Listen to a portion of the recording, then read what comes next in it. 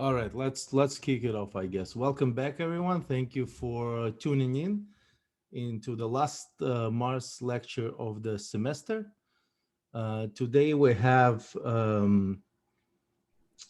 yet another local business force to give you some insight. We have Chip Cargas from you, who is founder and CEO of a fairly large company here, but he's also been actively involved um, in all sorts of things like the High Center, like the um, uh, business engagement, coaching. He's received numerous awards for, and I think the best awards are speak highly of his style that are for ethics, for best place to work in the Pennsylvania. So hopefully you're going to pick up some wisdom from him that you can later use in your careers. But without further ado, I'm going to turn it over to him. A reminder, make sure if you are here and your professors are going to give you points Figure it out as uh, soon as you hand back up. for attendance, then you need to make sure you put your name into chat so we have a record of that. All right, folks. So I tried to just get the water, right? so let's mute this fellow. All right. Off to Okay, the races. ready for me to take it away, Dimitri? All Okay, yours. thank you very much. Thank you for the kind introduction. Also, thank you for doing this lecture series, and for not only making it something that is available to students, but also just making it available to the general public. I think it's just another good thing that Elizabethtown College does. So I really like that. So I just wanted to let everybody know I've tried to really make the font sizes on my slides be pretty large. So if you're so inclined, you can always make my video a little bit bigger, and that will make these slides smaller, and hopefully you should still be able to read them, and then you'll be able to see how much I use my hands when I'm talking. But on the other hand, if you don't want to do that, I won't be insulted because I can't see your screen, so I don't know that you didn't do that. So it's all good.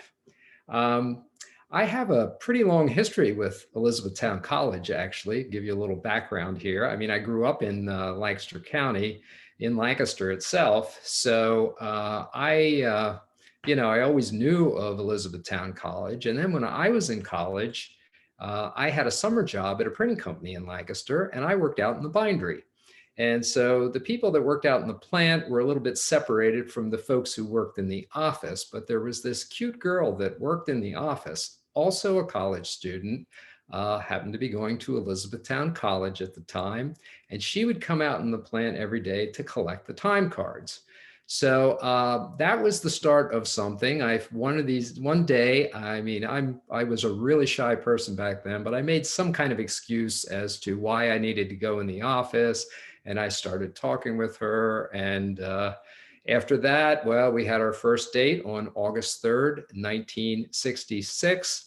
Exactly 2 years later to the day, we were married. And here we are more than 52 years later. We're still married.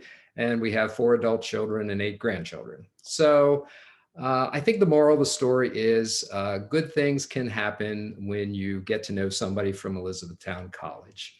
And the story doesn't stop there. One of our 4 children, our son, graduated from E-Town as well. And then our company joined the High Center at the college many years ago.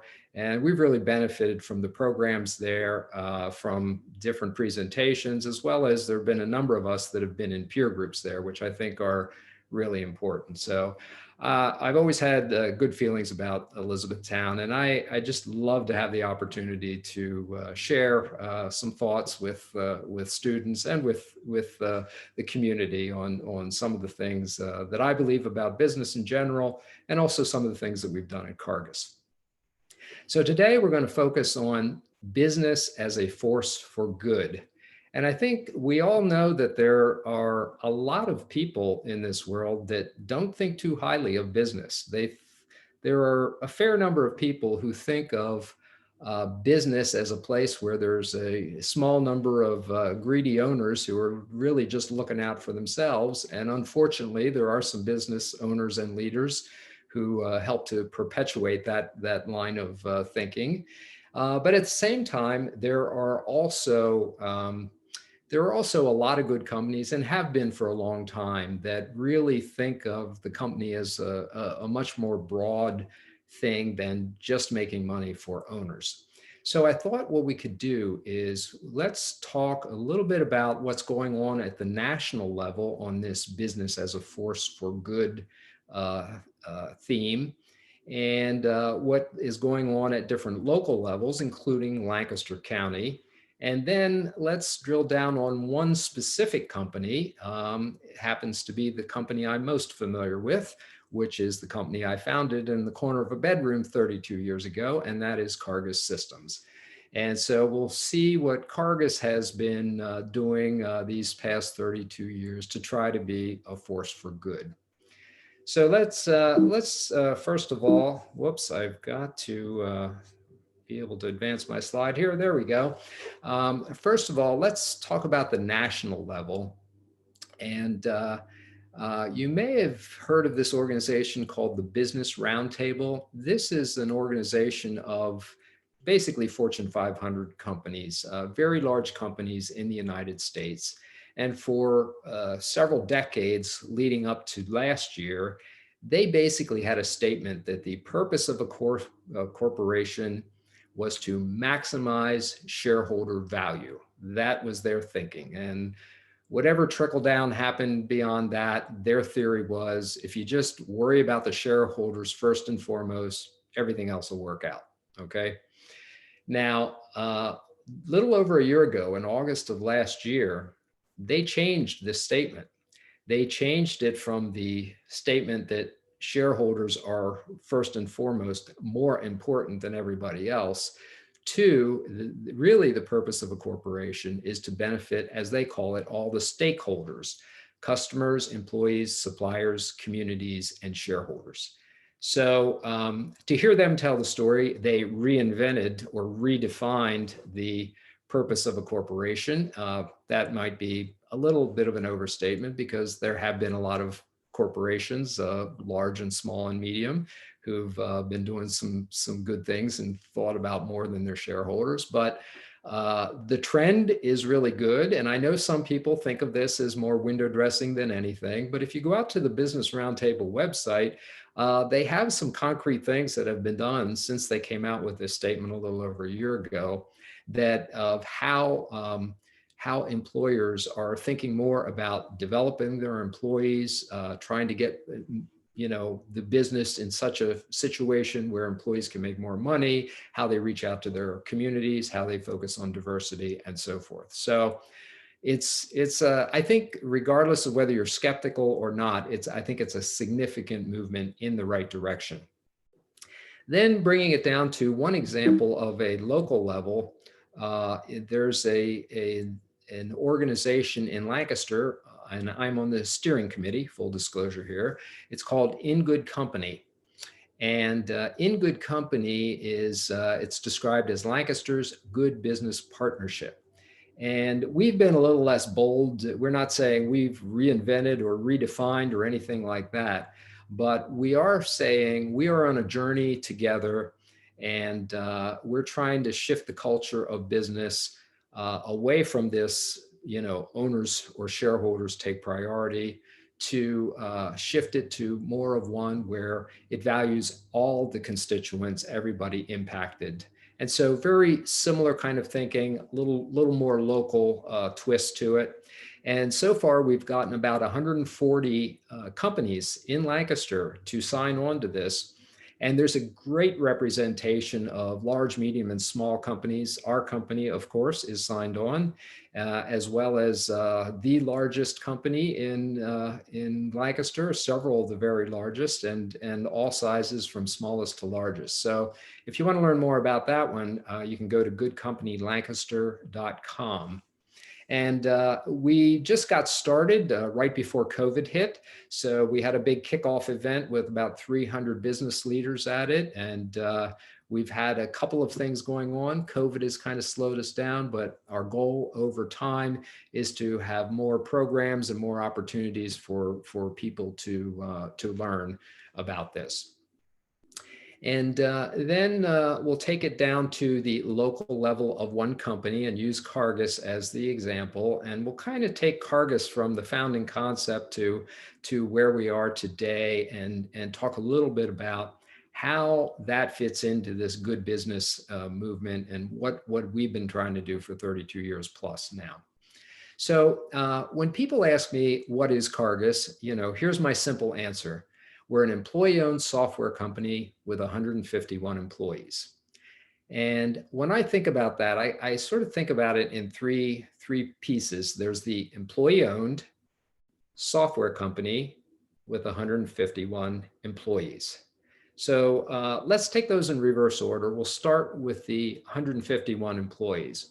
So we are, as you see, a software company. So there are a lot of technical folks, but we have the whole range of people that you would normally find in a business: marketing, finance, HR, IT, for our own internal IT and so forth. And we tend to be a pretty casual group. You'll see a lot of jeans, and in summer you'll see shorts and flip-flops. Basically, wherever we are is where we're working. And so actually when COVID hit, it was pretty easy for us to start working from home because we were, used to it. We had all the software in place already, so it was not that big of an issue for us. But just a good group, and we try to work together as best we can. We do work with software. We work with some of the devices that the software needs to integrate, such as meters that you'll see in the background. We have an event every once in a while. This was not this year's event because it had to go virtual this year, but this was a customer event we had last year, brought in customers from all over the country. This is the opening session in the Ware Center in downtown Lancaster. And usually in that opening session, we like to have a keynote. We like to bring in some fun historical facts, or at least a look at history and some things that happened in the past and relate it to what's going on in the business world today. And so that's an occasional thing that we do. That's really, it's just great to see all our customers because they're scattered all over the country normally. And then occasionally we'll have an event where we invite the families of our employees. We had an open house last fall when we moved into a new office. So you can see a little bit of the interior of our new office here. Lots of light, lots of windows, lots of glass, very open. People sit around the outside where the glass is, very few private offices, but lots of conference rooms, which tend to be in the center. And the conference rooms are very small for 1, 2, or 3 people. We call those huddle rooms, all the way up to 4 large conference rooms that can all be opened up into an event space. So these are some pictures from our open house. It's great to have employees bring in their kids, so you get to see the cute kids that are around. People tend to have a good time. Oh yeah, there's the ping pong table. So in our history, as we've grown from 1 to 151 employees, what ends up happening is, we start out, we have plenty of room in the office that we're in. And so we have a ping pong table. But then as we grow, it's like, we need to squeeze more people into this office before we move. So the ping pong table goes by the wayside. So now that we just moved last year, we've been able to get the ping pong table out. And then at our open house, it's not only the adults playing ping pong, it was the kids as well. So that's been a lot of fun. And here is our new office. We moved in last October. Unfortunately, for the past 8 months, we've not been able to use it very much. For the first few months after COVID hit, we weren't going in at all, and we were all working from home. And now we just have like 15-ish people going into the office right now with some pretty strict protocols. So We're looking forward to the day when we can be back in our office. But this building is a project of a developer by the name of Zamias out of Pittsburgh. And this particular block in downtown Lancaster, it's the 100 block of North Queen Street.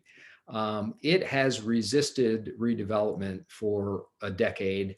And this building a couple of years ago was a brown behemoth with no windows whatsoever. And Zamias had the concept of creating this very special space, and that could be the catalyst for the redevelopment of the whole block. And so they needed an anchor tenant. And fortunately, some of the folks in the city of Lancaster that we know knew that we were growing and looking for new office space, and they hooked us up with Zamias. And so, we looked at the ugly building that it was at that time, and we looked at their renderings, which looked pretty much like this. And so we ended up being the anchor tenant, and we were just really happy to be part of the solution in the city of Lancaster, where we were, between ourselves and Zamias, we were kind of some of the key players that actually made this building possible, which in turn is making the whole redevelopment of the block possible, with a plaza that's not done yet, but it's going to be going in, and the library move into another part of the block, and an upgrade to the hotel at the other end of the block. So this project it's multi-use, obviously. It's all retail on the first floor and Starbucks on the corner there.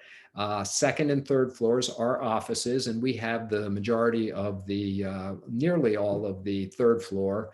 And then the fourth floor is condos. So it's quite the project in downtown Lancaster, and we're just thrilled to be kind of in the heart of the city there. It's also, one of our initiatives is to have some more diversity on our team. And so being located in the heart of the city, we're really very close, really within walking distance of a very diverse population. So part of what we're doing is we're trying to work with some of the nonprofits that get kids interested in STEM, and work with educational organizations to try to help people move along and develop their skills and get to the point where they can eventually become members of the Cargas team or one of the other tech companies in and around Lancaster. So that's a little bit about the 151 employees part of the story. There's the software company part of the story. And as a software company, there's all different kinds of software. We do business software. We do business software for things like finance, accounting, all the operational needs of a business, inventory control, customer service, sales, marketing. And we have around 800 active customers all across the country. Here's a representative sampling for those of you who are local to the Lancaster area or regional here. You'll recognize some of these names. I did put on our furthest away customer, Hawaii Gas. They're a propane company on all the islands in Hawaii. And yes, they did come to our customer event. They come every year. A group of them come from Hawaii to our customer event when we're able to have it in person. And the software we provide, some of it we develop ourselves. So we have a full-blown software system for companies that deliver propane, heating oil, and do HVAC servicing, heating, ventilating, and air conditioning servicing. And so Rhodes Energy is one of our closest, it's our closest energy customer, just down the street from us in the city of Lancaster, and Hawaii Gas is the furthest away. But we have all sorts of businesses. I mean, everybody needs accounting, and a lot of people need inventory control and whatnot. We do have a smattering of sports teams, as you see. If you think of this slide as the state of Pennsylvania, I've tried to locate the Eagles where they belong, the Philadelphia Eagles, the Pittsburgh Steelers, and the Lancaster Barnstormers. And so we do have an interesting mix of customers that use our software. And typically we'll have an initial project where we'll be providing software, either our own software or software from a company such as Microsoft or Sage Intacct. And then a lot of times there's consulting around that, as well as continuing support. And then a lot of our customers have been with us for many years. So we're constantly, upgrading systems, adding new pieces of software and so forth. So that's the software company piece. So now we're back to the employee owned piece, okay? And this is really, employee ownership, I would say, is our signature program, but there are just so many other things that surround that, both programs, but also just ways of working. And so kind of the culture of a company a lot of times is informed by the beliefs of the founder. And so, so let me take you back a little bit to my coming of age years, you might call them, in the 1960s, when I was going to Cornell, and I was surrounded by a lot of the stuff that was going on in the 1960s, a lot of upheaval and a lot of just questioning authority. Why do so few people get so much power and all the rest of us are supposed to just, follow along? So a rallying cry back then was power to the people. So here I am at Cornell. I'm surrounded by all this power to the people thinking, and Cornell was really a hotbed of this type of thinking back then, along with Berkeley and some other schools across the country. So I'm surrounded by this power to the people thinking, and yet I'm studying engineering to get a job in the world of capitalism. And I was really having a hard time reconciling how can I make those two things make sense in my mind. And I really struggled with that for the better part of 20 years. And I had a career as an engineer for about 11 years. And then I had a career in human resources for about 8 years, and eventually got into some executive leadership. So finally, at age 41, I figured, all right, I think I have enough figured out as to how we can take the best aspects of power to the people, the best aspects of capitalism, integrate them together, and create a company that I would want to work for, okay? Because I wasn't really happy with any of the companies I had worked for up until then.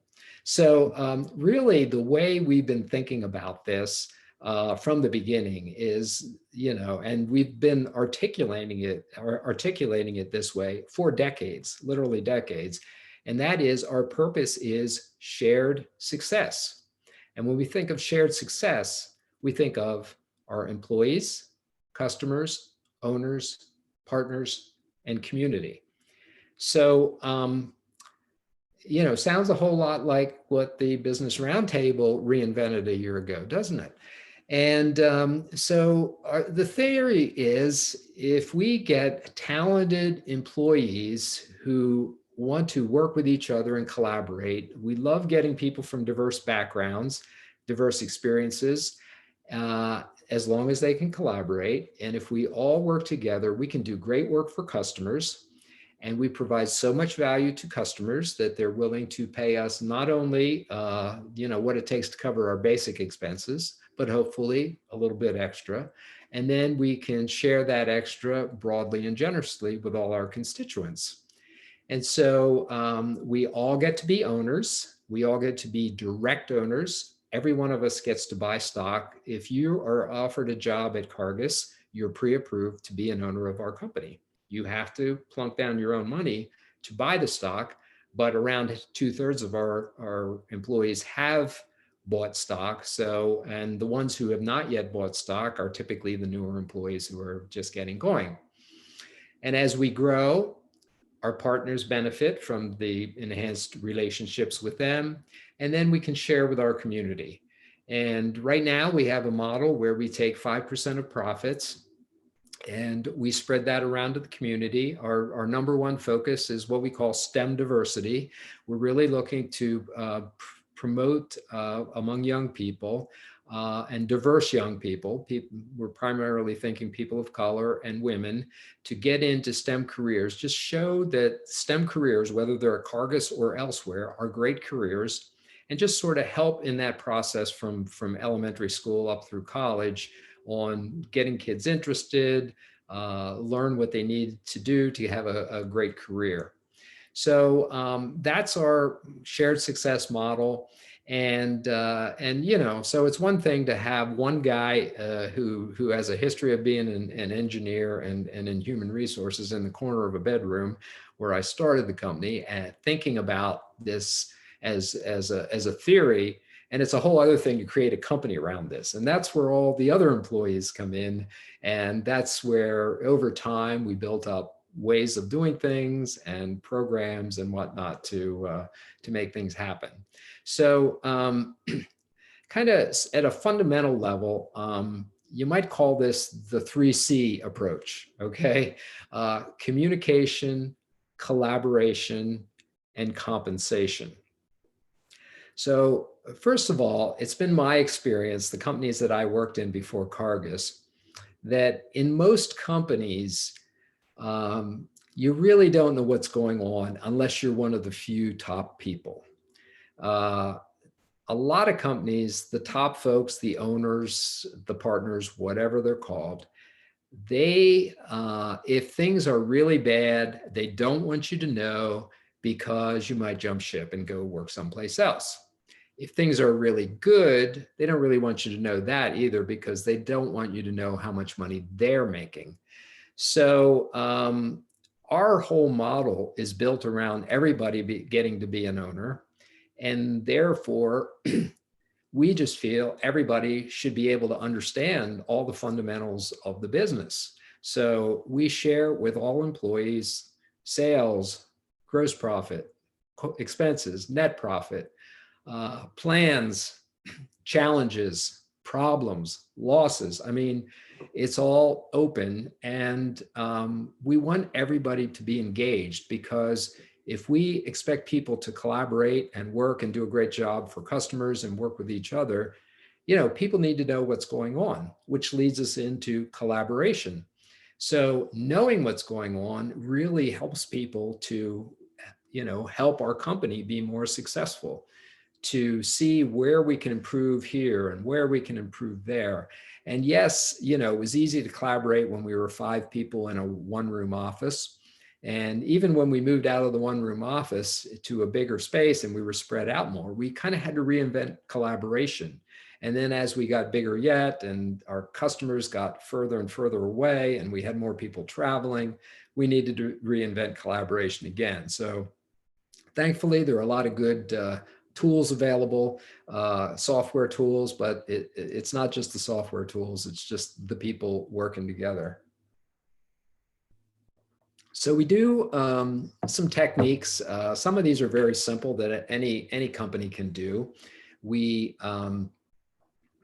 if we are thinking of some kind of new initiative, we might do a little bit of a write-up with a framework and make it a draft and just send it out to everybody and give them a certain amount of time to comment on it.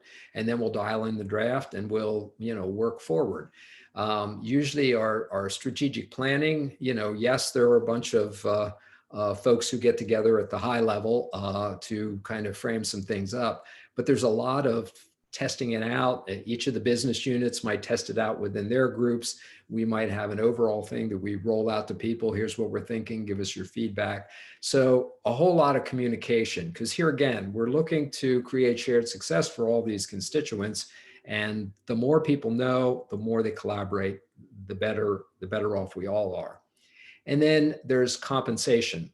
So it's been my experience that a lot of companies, ones that I worked for previously, shoot themselves in the foot when it comes to compensation. And so let me give you an example. A lot of times salespeople are paid commission on how much they sell, okay? It's not how much they sell that's valuable to the customer or that's going to make the customer a repeat customer necessarily. It's how much they sell. So you take a certain percentage of that, and that's what the salesperson makes. We don't have any commission at Cargas. We all are on the same program, every one of us. And so, and the programs, it's actually 3 parts to the compensation program, but Each one of them is designed for something different, but altogether, they are really designed to keep everybody thinking about the shared success of all our constituents, not just how can I make the most money for myself. So our three programs are salary, profit sharing, and bonus. And each has a different function. Salary is kind of a base level.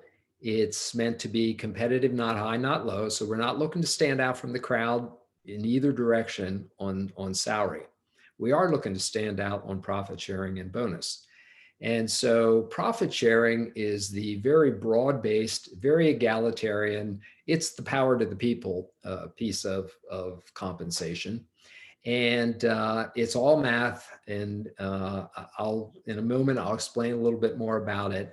But for now, let's just say it's very broad-based.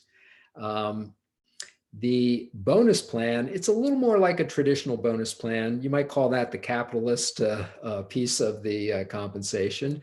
And that is really key drivers of success. I think where we do it differently is it's not only the top salespeople and the top leaders that get bonus. We take it much more broadly than that, because our consultants, our support consultants, our people in our supporting areas such as, marketing and so forth, they're all an integral part of the team. So by doing it this way and having everybody in the same structure, clearly there are different levels that each person gets as far as the amount of money, but the structure is all the same. So just a little bit more about profit sharing. If you are a member of our team, the profit sharing goes every 6 months. If you are a member of our team for the whole 6-month period, you are automatically in on the profit sharing. As I said, it's all math. There's no management discretion at all. And in a sense, it almost runs itself. I'll give you a little quick overview of the math. So let's say in January, we make so much money. What we do is we take 20% of pre-tax profits and we put it in a pool. And, we send out information each month to all employees. Okay, here's the amount of money we made in January. Here's how much got accrued into the profit sharing pool. And basically we have a list of everybody's name and how many years of service they have and all the math. And we say there's this much accrued next to your name. But that's only what's accrued. It's not paid yet. So then February, we lose a little money. So you pull some out of the pool and everything recalculates. And then you keep going. And at the end of the 6-month period, whatever's in the pool, that gets allocated, half of it by years of service and half of it equally. And then there is a factor to adjust if you're a part-time employee. That's kind of cranked into the math as well. So what typically happens is the average profit sharing is a certain amount, and then the most senior people are around twice as much as that, and the least senior people around half as much as that. So just to make the math easy, let's say the profit sharing average is $2,000 per person in a given half year. The most senior people might get around 4,000 and the least senior might get around 1,000. And what we found was once it's over 1,000, people start paying attention. So that's the way that works. And so those are all programs that surround our employee ownership program. And all these programs actually predated the employee ownership program, which we put in 10 years after the founding. So having all these programs, we really had people thinking and acting like owners right from the beginning, in a very large way. But the employee ownership just added it basically turbocharged all this. So when we think of employee ownership, there are a lot of reasons why we do this. First of all, it's great for recruiting. We have a lot of job candidates who really like the idea of being able to be an owner in the company they're working for. And as I said, we have around two-thirds of our people have bought stock so far, and a lot of the ones that haven't are relatively new. it helps to inspire high performance. And here again, in this shared success model, that's not just high performance so that the individual makes more or the owners make more. It's the whole shared success ecosystem. Everybody does better. There's a reward for investing. I mean, it's investing in a stock. This happens to be a private company stock in a risky industry, technology. And so there is risk involved, but there's also a potential ROI, return on investment. And, if you look at the graph of our stock price, it's jaggy and it does go up and down. But if you look at the long-term trend, it is clearly upward because we've grown the company and grown the company profitably over these years. So for the people investing, there's that potential way to be part of the shared success. And then it really helps sustain our company. We really want to keep we've got a good thing going. We've been on the best places to work list year after year. And we really want to keep this going, not only for ourselves, but for future generations. So what we're doing is instead of, kind of the founder or the founders build the company up for a bunch of years, and then when they're ready to retire, they just sell to the highest bidder outside, and who knows what happens after that, usually not good things. What we're doing is we're selling the company, almost continuously. I mean, there are 2 opportunities per year to buy stock. We sync up those opportunities timing wise with both the profit sharing plan and the bonus plan. And so we make it easy for people to buy stock. People can sell stock. Those of us, like myself, who are further along in their careers, are in the selling mode of selling stock. And so it's a smooth transition. There's no shocks to the system of, wow, we have a new owner. Well, we have new owners all the time, but it's a very incremental change. So when you think about this, here's the way any corporation is legally organized in the United States, or more broadly, it's the way any limited liability company pretty much is organized around the world. Owners elect a board who elects a CEO who leads the employees and runs the company. The difference in our company is most of us owners are employees. We have 151 employees, and 98 of us are owners. Okay, so most of us are owners, and most of the stock is owned by employees. We do have a handful of friends and family shareholders. And most of us employees are owners. So in a very real sense, we all really work for each other. So it's kind of an interesting dynamic.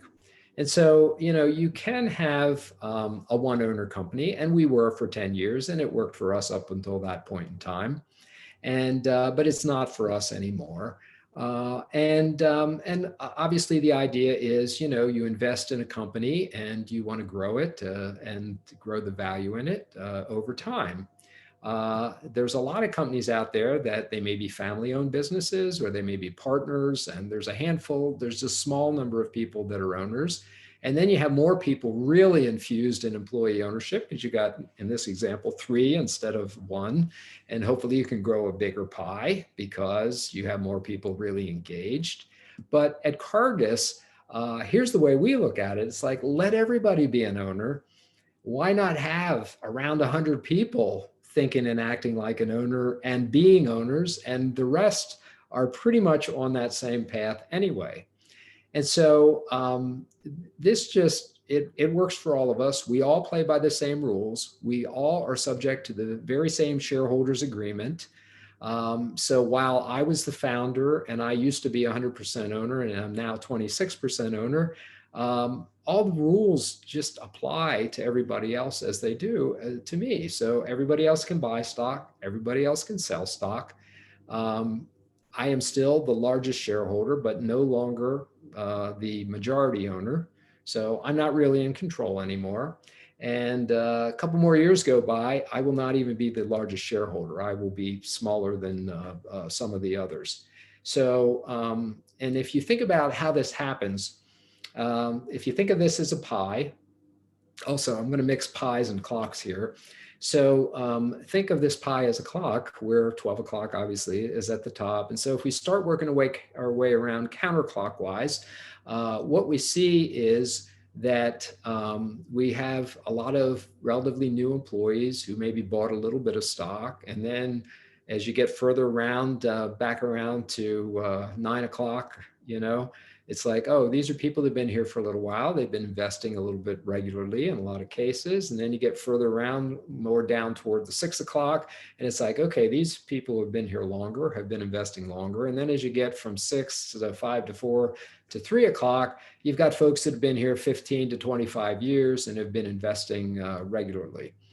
And so everybody can invest, everybody can sell. And the interesting thing is, if you're selling incrementally, there's a lot of times when you'll sell some of your stock, but if you only sell a relatively small percentage of it and the stock price goes up at the end of the next year, you end up with more stock than you had before, which is exactly what happened with me. I started with the little blueberry pie on the left side of the slide, and now I have a 26% slice of a much larger pie. And that's, I'm an engineer, so these proportions are actually accurate. So you can see it's working out for me, but it's working out for everybody else in the very same way it's working for me, which is one of the things I really love about this model. So, employee ownership is just, like I said, it's the signature program, but it doesn't work in a vacuum. It really works within all the other things. And it really starts with the shared success mindset of really trying to serve all our constituents. So I would say, we're trying to create a shared success machine. It's like, why not engage people? Why not create that bigger pie with lots of pie slices? Way more fun to create a bigger pie and share it broadly and generously than it is to create, just fight over a small pie. So we're all about creating the bigger pie and sharing it. And to do that, we really need to engage people. And to do that, you need to be open, you need to be collaborative. And in the process, we try to create more shared success to spread around to all our constituents. And so, this is our way of trying to be a business that's a force for good. And yeah, we stumble sometimes, and, there have been problems, and, we work through them. But the engagement of all the employee owners really helps us to work through these issues. So, if you want to learn more about our model, you can go to our website at cargas.com. You can go to the careers page and scroll down, and there's a place where you can download our teamwork booklet. And this covers a little bit of our history, our values, how we think, and then it covers all the programs. How do the different compensation programs work? How does employee ownership work? And so if you're interested in more details, that's a good resource. And with that, I will take any questions you have. I'm also interested in your comments, and I'm always open to suggestions. And I think if you want to, just unmute and ask your question. We'll see if we can make that work. If that doesn't work, we'll ask Dimitri to monitor the chat. But let's try unmuting and asking questions if anybody has any questions.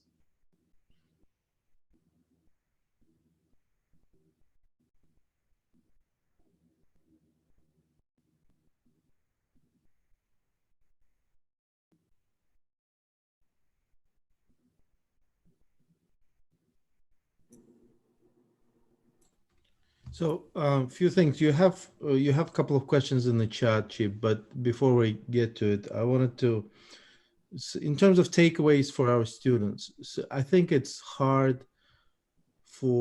could be hard for people who did not have a lot of jobs in their life to gauge what's the spectrum, the places that are good to environments to work in versus the places that are not good environments to work in.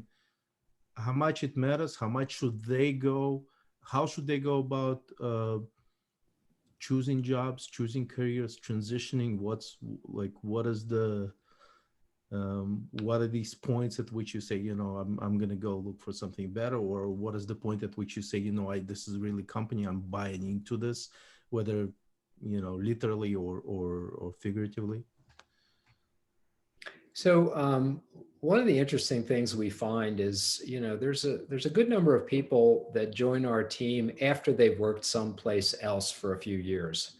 So they graduate from college, they get their first job. What they're most concerned about is how much money will I make? Does the work sound interesting? And they don't beyond that, what is the work I'm going to be doing and how much money?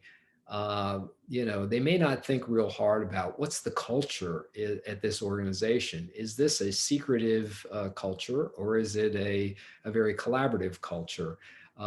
Do you know really what's going on? How does all this work? And it's, you say, well, gee, how do you figure that out before you get the job? Well, one of the things we found is because we put so much information out on our website and we put all sorts of stuff in the teamwork booklet, what we find is sometimes people find that teamwork booklet, they read through it, and they say, wow, this is the kind of company I want to work for, because the company I'm working for just doesn't do a lot of this stuff. And so there's an opportunity to do a little research, and also when you're interviewing.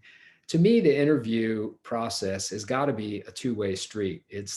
Obviously it's the company interviewing the prospective employee, but I think the prospective employee needs to take the same attitude toward the company and interview the company. And so, trying between what research you can find online, and there are some websites that try to give an opportunity to learn a little bit about the culture. But the other thing is just during the interview process. I mean, we bring people back several times to be interviewed by different groups of people or different individuals, because we want to. I mean, we're basically pre-approving folks to be an owner of our company. So first of all, we want to be very sure about who we're hiring. But secondly, we want them to be very sure about us. So what that ends up doing is they get to meet a bunch of different people. They get to have a feel for what it might be like to work at the company. They're back when we could get into the office, they would see how people relate with each other. Even when you're there for the interview, seeing how people relate with each other, and whether there seems to, if you can pick up on tension, or whether people seem to be, just kind of working in a good collaborative way. But I think, it all boils down to interview the company as much as as they are interviewing you, and do your best to try to figure out ahead of time before you join what that culture is going to be. Because you can have the greatest work that you're doing and great pay, and then find out that you hate going there every day, rather than go to a place where not only do you enjoy the work and have great pay, but you also enjoy the people you're working with and the environment. So let me look at from the chat, just pick up a couple of questions and give them to you. I think you might have answered already one, the question if profit shared profit is only for owners. I think when you were talking about salary, bonus, and 3 avenues, I think that has answered that. And then there's a question about selling and buying stock. Is it always possible to do? Is there always someone selling and buying their shares? How does that work? So the company acts as the intermediary in all these transactions. So we have 2 opportunities to buy stock per year. They're March 31st and August 31st. So that's a given. That happens, twice a year like clockwork. We have a valuation that's done effective December 31st of each year. So it takes about a month and a half or 2 months to get the valuation done. And so by the end of February, we know what the stock price is. And that price carries through for the rest of the year. So both the March opportunity and the August opportunity, they have the same price per share of stock. We keep the minimum purchase very low. It's around $600. And we try to make it very easy. So we do payroll deductions. So you can, if you take $25 per pay period for over the course of a year through payroll deduction, you'll collect enough money to buy the minimum amount of stock. So you can be buying, more or less continuously, we'll say, but twice a year. As far as selling goes, you can ask to sell your stock at any time for any reason. There's no vesting period, there's no holding period or anything. We do explain that we're looking for people who this is really meant to be a long-term investment, but we understand sometimes things come up in life and people need to sell their stock. We have a 100% track record of the company always buying the stock back whenever people want to sell. The selling has been older folks such as myself who are approaching, we'll call it retirement age. I don't know that I'm ever going to retire totally, but older folks are selling, and maybe they're selling on a program incrementally. The other things that we've had people selling either to buy a house. They want to get some money for a down payment on a house or do a major renovation project, or they're sending kids to college. Those are reasons why people sell stock. And some of those, if they're sending kids to college, they may be selling stock for a little period of time until they get their kids through college, but then they might get on the buying track again. So it's really quite flexible. And so what that means is we as a company need to maintain a strong balance sheet because we always want to have money available if people want to sell. So the larger shareholders, we have an annual process of talking to the larger shareholders and saying, all right, we're just trying to understand your plans just so that we can plan how much money we need to have to be available to buy stock. What are you thinking? Well, I'm thinking of, in about 5 years, I might start selling, and I might start selling over the course of 5 years. Okay, that's very helpful. Then we can plan how much money that we need to keep, available to be able to buy that stock back. Does that answer the question? I hope so. It's not my question, but it's very informative. So you were saying early on in your talk about how it used to be all about the shareholders, and now we have broadened this. And there's a question in the chat saying, well, now in Business Roundtable statement, shareholders come last. Is it to say that among stakeholders they're the least important, or what is your view on even stakeholders at this point? Because you're obviously have broadened the definition of shareholders, but what does it mean about other stakeholders and partners in your business? Yeah, it's interesting. The Business Roundtable, I think, lists the shareholders last, but I don't think they're intending to imply that they're in last place. I think the intention is that you have to think about all of the stakeholders or all of the constituents. Similarly, in the In Good Company, the Lancaster one, the shareholders are also mentioned last, but definitely the intent is not that they are in last place. It's that they're, pretty much thinking of it as a co-equal thing. We at Cargas, we don't list the shareholders in last place. We list them right in the middle. So we always list them in that order too, employees, customers, owners, partners, community. And the reason we do that to me, there's a logical flow to that, because you start with the employees who do great work for customers. And so employees, customers, and owners are the ones that are involved, I will say, most heavily in the business, but you also have partners and you also have the community. So that's kind of the way we think. But here again, we basically try to create a structure whereby if we're doing well, they say a rising tide lifts all boats. We're trying to make it so that the structure is in place, that if we do well, then everybody gets lifted up. So if we do well, there's more profit sharing. So that benefits, employees.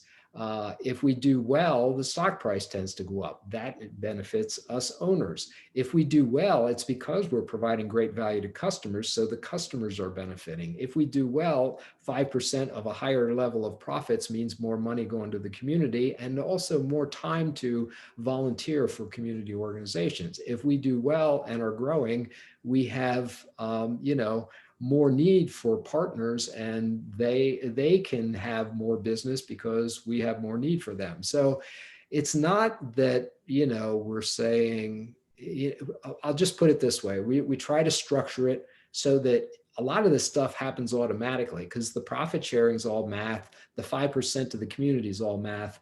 So we structure it so a rising tide lifts all boats.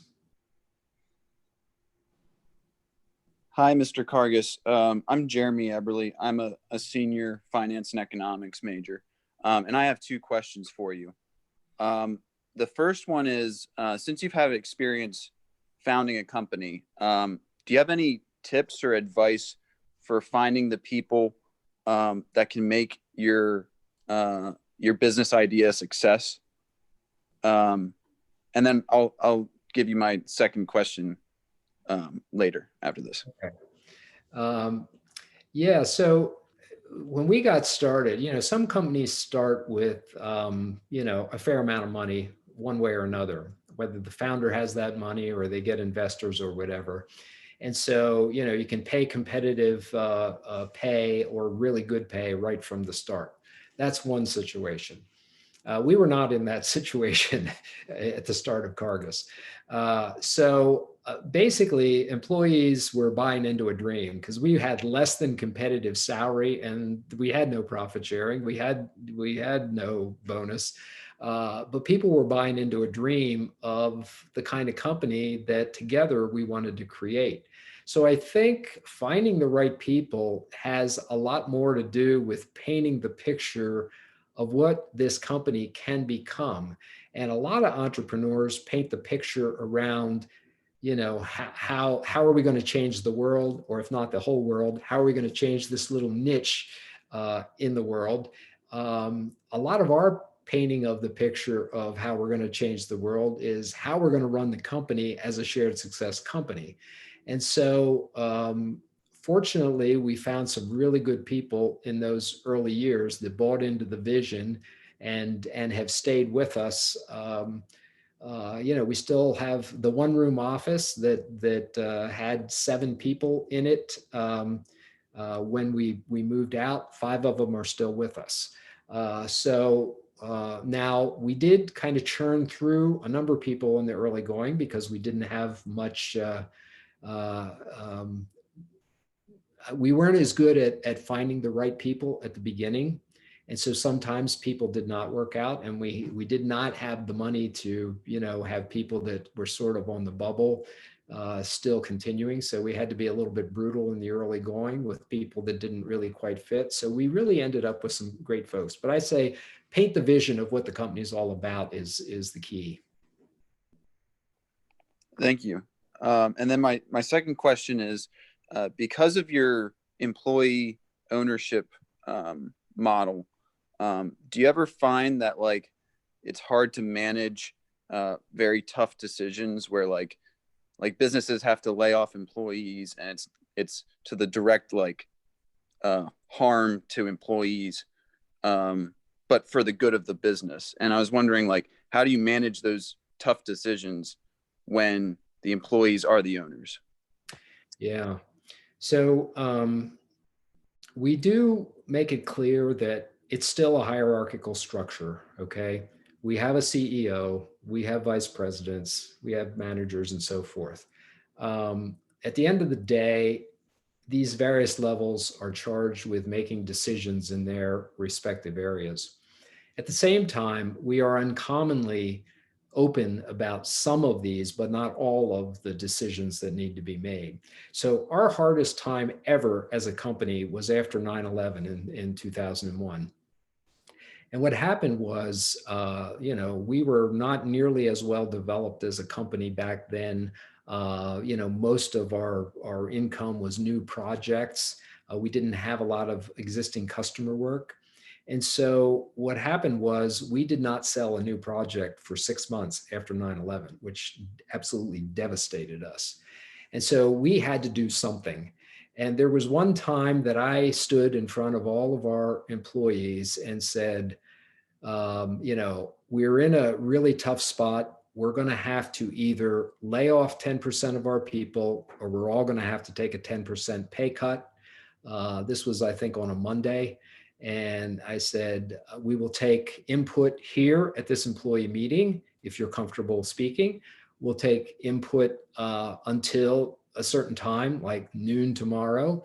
And then we will make our decision on Wednesday and we will announce it. And so that's like going to the extreme of reaching out.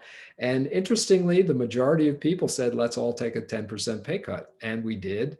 And that got us part of the way through, but that did not get us all the way through. So we ended up doing layoffs after that. But, so there are times when we do reach out and then get feedback, but then it's like, okay, the management will make a decision, but we want your feedback. And so, but then other times, we had to do layoffs after that. And then we explained to everybody, the people we're laying off are the ones who are less invested in our model and our company, that just, because we had some people during that time frame that just were not, living our values.